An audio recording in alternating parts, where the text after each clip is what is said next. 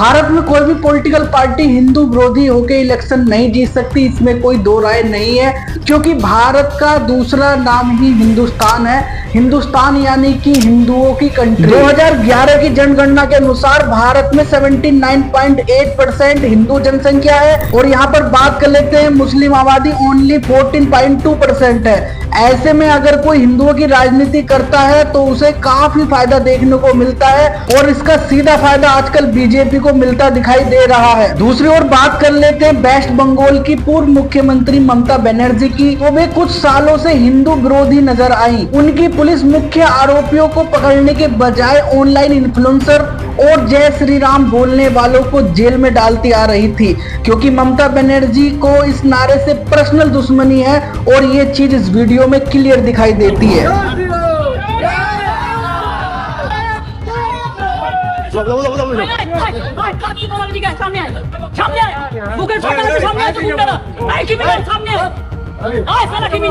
लेकिन जब मुर्शिदाबाद में एंटी हिंदू स्लोगन लगते हैं और हिंदुओं को ओपन मारा जाता है और हिंदुओं के घर और मंदिरों को तोड़ा जाता है, तब ममता बनर्जी की जुबान पर ताले लग जाते हैं, इसलिए वे हिंदू विरोधी नजर आती हैं। तो यहाँ कई सवाल उठते हैं कि ममता बनर्जी आखिरकार किस तरह की राजनीति करती हैं, उनकी रियलिटी क्या है, और यही रियलिटी हम आज की इस वीडियो में एक्सपोज करेंगे। नमस्कार दोस्तों, मेरा नाम है कृष्णा और स्वागत है आपका हमारे YouTube channel KD nation live में।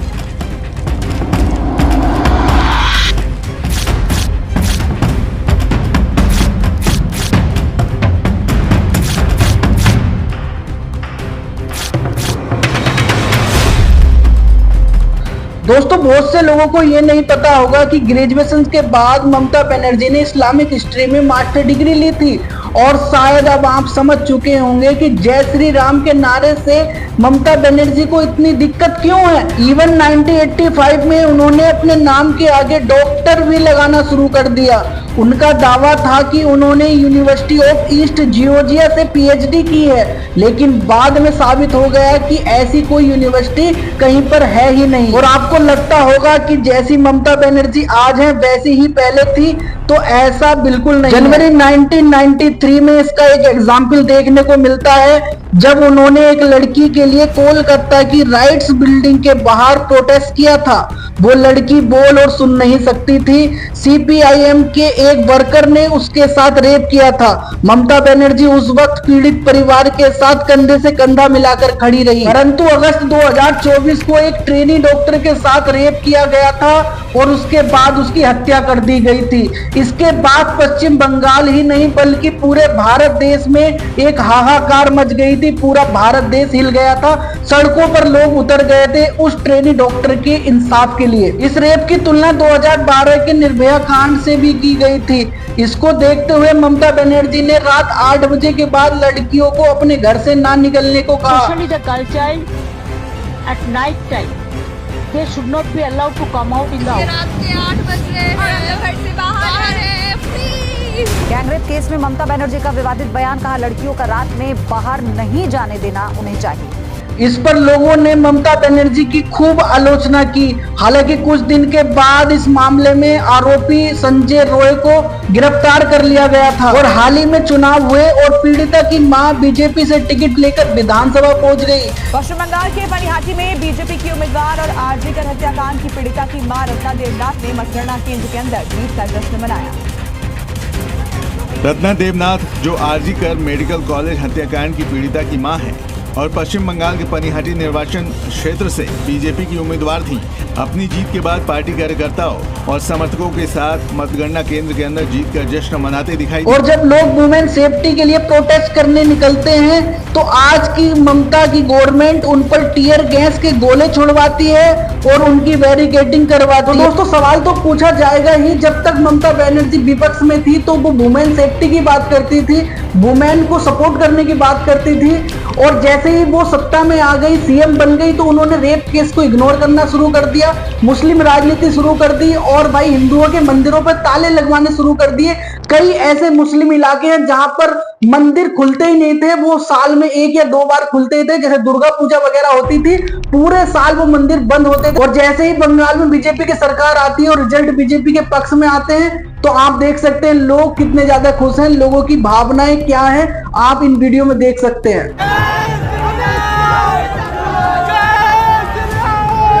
15 साल से बंद पड़ा मंदिर खुला तो सनातनी झूम कर नाचने लगे। चारों तरफ जय जय श्री राम के नारे गूंजने लगे। हम लोग को मोदी से कुछ नहीं चाहिए था, धर्म चाहिए था, जो खुल गया।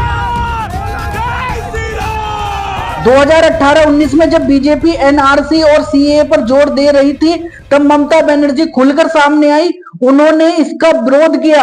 उन्हें मालूम था कि जब यह लो पास होगा तब लाखों लोग बांग्लादेशी उनके राज्य से बाहर निकाले जाएंगे, क्योंकि दीदी की राजनीति में बांग्लादेशियों का योगदान हमेशा रहता है। और आज की डेट में जैसे दीदी हार गई तो लाखों की संख्या में लोग बंगाल से पलायन कर रहे हैं। आज पिछले 3 दिन से ऐसा होते आ रहा है, मतलब पिछले 3 दिन से सेम लोग जा रहे आ रहे हैं। यहाँ पे हो रहे हमारे एरिया में 2026 का विश्व इज्तिमा, जितने भी कंट्री के मुस्लिम हैं सारे यहाँ पे आए हैं। एंड देख सकते हो भीड़ किस लेवल का है।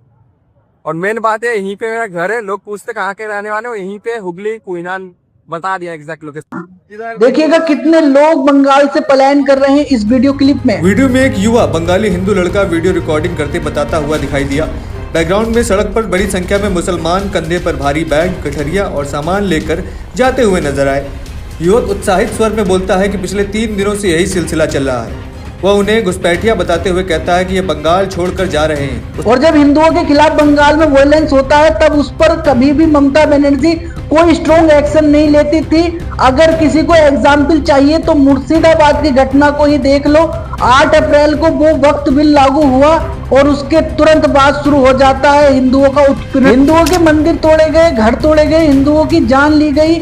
इतना ही नहीं, अपने ही देश में रिफ्यूजी कैंप में जाकर रहना पड़ा। हाई कोर्ट की कमेटी ने साफ लिखा कि इन अटैक में टीएमसी लीडर महबूब आलम और कई एमएलए शामिल हैं। लेकिन 8 से 12 अप्रैल तक ये वायलेंस लगातार चलता रहा। किसी ने कोई स्ट्रॉन्ग एक्शन नहीं लिया। उल्टा ममता बनर्जी ने ये ब्लेम बीजेपी और बीएसएफ पर लगा दिया। लेकिन जिन लोगों ने दंगे किए उनके खिलाफ एक शब्द नहीं बोला गया। कभी कभी बंगाल में लोग पोलिंग के दौरान वोट देते टाइम पूरा बैलेट बॉक्स उठाकर भाग जाते थे। ऐसे में कैसे इलेक्शन फेयर होते? Supposedly casted their vote in that particular ballot box and this person took the whole ballot box and he is running away. तो दोस्तों, ये थी दीदी की दादागिरी। लड़कियों के रेप पर चुप, हिंदुओं के मंदिर तोड़ने पर चुप, और ममता बनर्जी की यही चुप्पी ममता बनर्जी की कुर्सी खा गई। ऐसी ही नेक्स्ट वीडियो के लिए आप हमारे चैनल को सब्सक्राइब कर सकते हैं। मिलते हैं ऐसी नई वीडियो के साथ, तब तक के लिए बाय बाय, टेक केयर, अपना ध्यान रखिए।